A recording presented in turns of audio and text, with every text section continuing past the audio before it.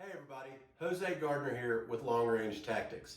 So today I want to cover a subject that I've been asked about before, and I think comes up quite often, and it's almost an advantage for us as shooters, and that is the question of changing your barrels yourself. So I've had some guns for sale before that came with multiple barrels, and people seem almost a little bit timid or scared or unsure about the ease or convenience of changing barrels yourself. And so my goal today isn't really a how-to. I mean, I'll talk about some steps along the way, but my goal today is to show you how straightforward of a process it can be. It doesn't require a whole lot of crazy tools. So if you'll look around the table that I have here, actually to tell you what we're working on today, I've got my wife's Impact Action with a Studeville chambered 6BR barrel on it. We're going to take that off and pass it on down the road to a friend that wants to try her out. And we're putting on this Benchmark barrels chambered by Boring Rifles out of Utah, and it's going to go back in the Impact Action. We'll slap her all back together. And as the tools you'll see, basically I start off with my handy dandy fix-it sticks, which I just love using them, but there's a lot of alternatives you have probably lying around the house.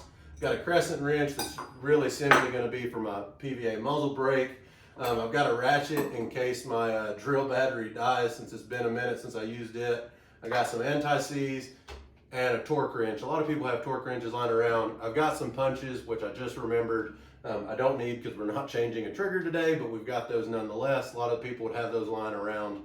And then the two tools that I have that don't necessarily people have lying around is my action wrench. So this is what actually would slide inside the action in order to pop that off. And then my barrel vise. This is a Viper barrel vise. It's about middle of the road. I'd say 80 or $100. You can get barrel vices down as low as I think about 40, or all the way on up to the 300 plus price range. Just depends on what options you want with them, or just how snobby you want to be. But nonetheless, I'm going to show you it doesn't take that much. It can be a straightforward process. You get everything torqued back down, and you've got a really reliable setup that you didn't have to wait for gunsmiths, or even, a lot of pre-fits are actually cheaper. So that's what we're going to show you today. So I'll talk us through the process here real quick as the video flows at about 6 times normal speed. First, we're going to start popping the scope off. Use the old fix-it sticks for that. Get that out of the way. Then I go ahead and loosen up my action screws. Take the current barreled action out of the stock. Then I'll go ahead and move the stock out of the way, slide the barreled action into the barrel vise, tighten it down with the drill. Like I said, the drill just saves you some time. Throw on the action wrench onto my torque wrench, and boom, just one quick little pop, and the action should, if it's in good shape, come off my hand.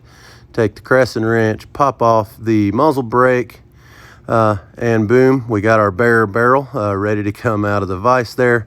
As you see, just screw the old muzzle brake off my hand. So before I put my barrel in, I'll go ahead and put some anti-seize on both the action end and muzzle end. That just keeps the metal from chafing and getting anything stuck on the barrel. Go ahead and hand tighten the action back on.